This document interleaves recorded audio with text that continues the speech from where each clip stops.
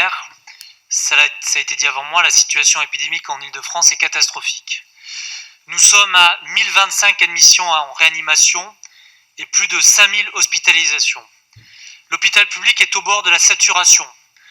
Nous ne sommes pas à l'abri d'un nouveau confinement en dernier recours, avec les conséquences dramatiques que l'on connaît sur la population.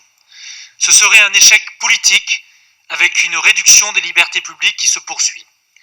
Pourtant, il y a un an, j'ai interpellé le Conseil de Paris pour que soit lancée une évaluation précise des besoins de la PHP en nombre de lits, de personnel, de formation, de matériel. Il y a quelques mois, nous vous demandions également une inspection générale de la ville sur les besoins en offre de soins sur notre territoire. Qu'en est-il aujourd'hui ?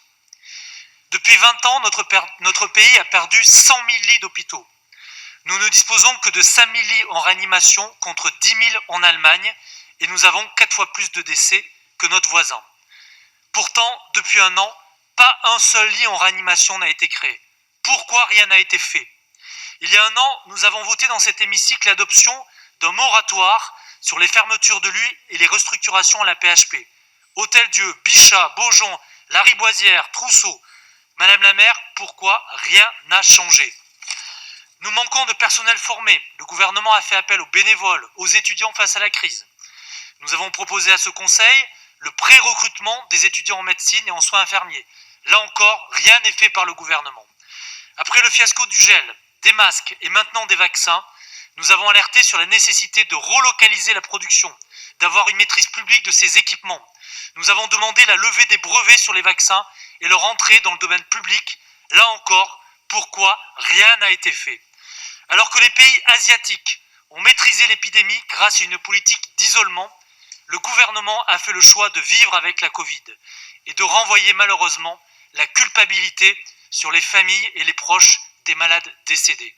Encore une fois, rien n'a été mis en place. En décembre dernier, la commission d'enquête parlementaire a montré la défaillance de la politique de santé du gouvernement. En juillet 2020, le Ségur de la santé rendait ses conclusions pour améliorer soi-disant la politique de santé publique. Depuis, pas un centime. En 4 budgets, la sécurité sociale, le gouvernement a réalisé plus de 14 milliards d'économies sur la santé. Le bilan épidémique aujourd'hui, c'est le bilan de la politique d'austérité. Un an après, rien n'a changé. Alors c'est pour cette raison, Madame la maire, un an après, que nous vous demandons qu'une commission d'enquête soit mise en place sur la gestion hospitalière de la crise que traverse notre pays. Je vous remercie. Beaucoup. Merci, mais respectez votre temps de parole. Hein. On a été un peu débordés et vous avez quand même dépassé, mais question importante.